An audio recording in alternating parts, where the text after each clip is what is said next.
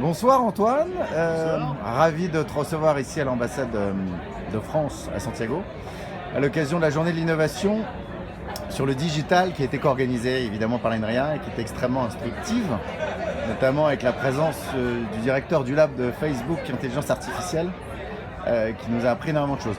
Moi, l'idée de cette petite discussion, c'est de savoir quel bilan aujourd'hui tire INRIA de Chile des 5 premières années qu'on fête ce soir à l'ambassade, de la présence d'INRIA Chile au Chili.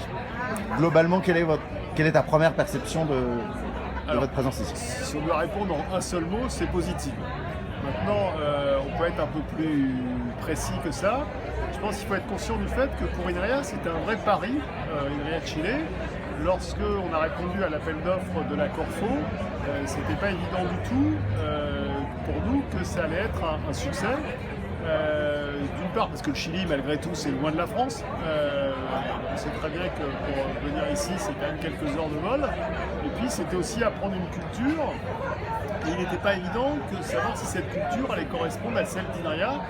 Évidemment, on avait quelques éléments qui nous laissaient penser que ça allait être le cas, sinon on n'aurait pas répondu. Mais néanmoins, ça a été un pari, et ça a été un pari gagné pour plusieurs raisons. D'une part, parce que je crois qu'il y a de la part des politiques chiliens une vraie appétence pour la science et pour l'innovation par le transfert depuis la science. Je pense qu'on a été très bien accueillis par nos partenaires chiliens. Et puis il y a aussi quelqu'un qui a joué un rôle absolument essentiel dans l'affaire, c'est Claude Puech, qui a pris la direction d'INRIA de Chile dès le début, qui connaissait très bien INRIA et qui a appris à connaître l'écosystème chilien. Et je crois qu'aujourd'hui, c'est un succès. Alors quand je dis c'est un succès, j'ai envie de dire c'est un succès en devenir. Je pense qu'au bout de 5 ans, on ne peut pas dire que tout a été réalisé. Il nous reste plein de choses à faire. Mais je pense qu'on est vraiment dans des conditions qui sont aussi satisfaisantes que possible au bout de ces 5 années, ces 5 premières années.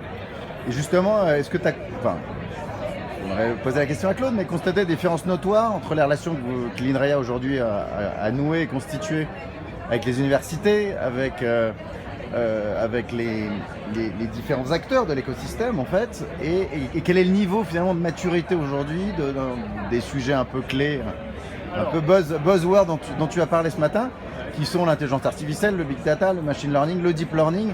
Quelle est la perception aujourd'hui qu'il y a INRIA qui a développé énormément de centres d'excellence en France partout, extrêmement performants, finalement le niveau de maturité de l'écosystème ici? Alors, c'est toujours difficile de juger le niveau de maturité des autres, mais je ne voudrais surtout pas que ça apparaisse en comparaison avec ce qu'on fait en France. Je pense que les universités chiliennes sont réputées pour avoir des étudiants de très grande qualité. Et tout à l'heure, j'évoquais le pourquoi du succès d'INRIA de Chile. Je peux dire que j'ai oublié un ingrédient, si je peux dire, qu'un ingrédient essentiel, c'est la qualité de la formation au Chili. Et on accueille dans INRIA de Chile des très bons étudiants issus des meilleures universités chiliennes. Et là-dessus, j'ai envie de dire que le niveau est assez comparable avec ce qu'on peut trouver en France. Où il y a probablement une différence, c'est la perception de l'industrie chilienne, de l'innovation. Je crois qu'il y a encore des progrès à faire, si je peux dire. C'est-à-dire qu'il faut comprendre que l'innovation, c'est un investissement. Et c'est un investissement qui n'est pas forcément rentable à très court terme. Et semble-t-il, en particulier chez des grandes entreprises chiliennes, il y a peut-être une certaine difficulté à se dire qu'il faut investir dans l'innovation et peut-être une difficulté encore plus grande à se dire que cette innovation peut venir de la sphère académique.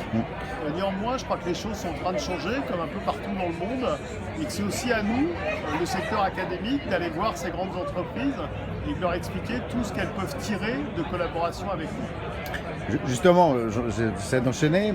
C'est assez difficile de s'imaginer dans la prospective, mais comment tu vois les choses, comment INRIA France et INRIA Chile voient l'évolution?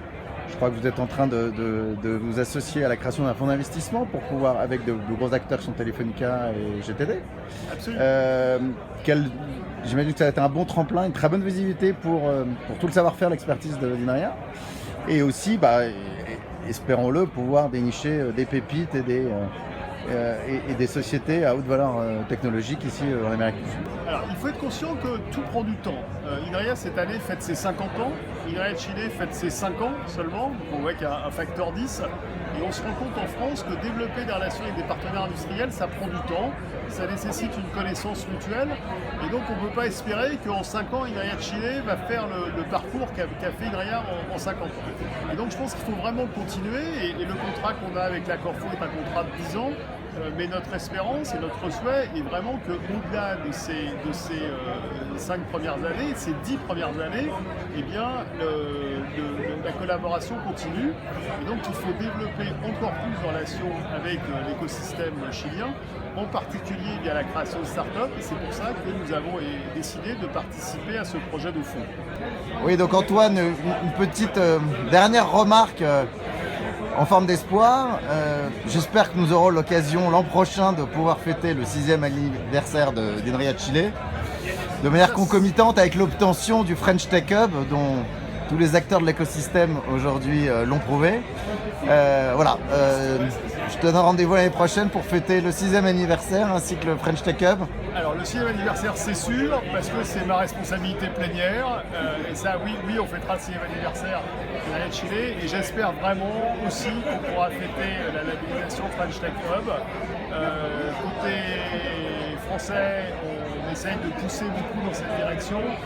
J'ai envie de dire, il convient d'être optimiste, mais d'un autre côté, French Tech Hub a des procédures, la labellisation French Tech Hub a des procédures qui sont assez strictes et pour lesquelles il y a des gens qui sont garants du système et qui ne veulent pas aller à l'encontre de ces procédures. Donc il devrait y avoir un prochain appel à l'automne.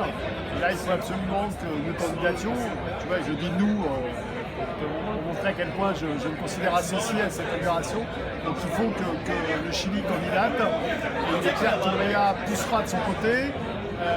Mais c'est avant tout la question des entrepreneurs. Donc il faut vraiment que les entrepreneurs français au Chili se mobilisent et montrent la dynamique de l'écosystème qui est réelle. Mais cette dynamique, il faut se rappeler, c'est ce qu'on disait tout à l'heure, que le Chili c'est loin de la France.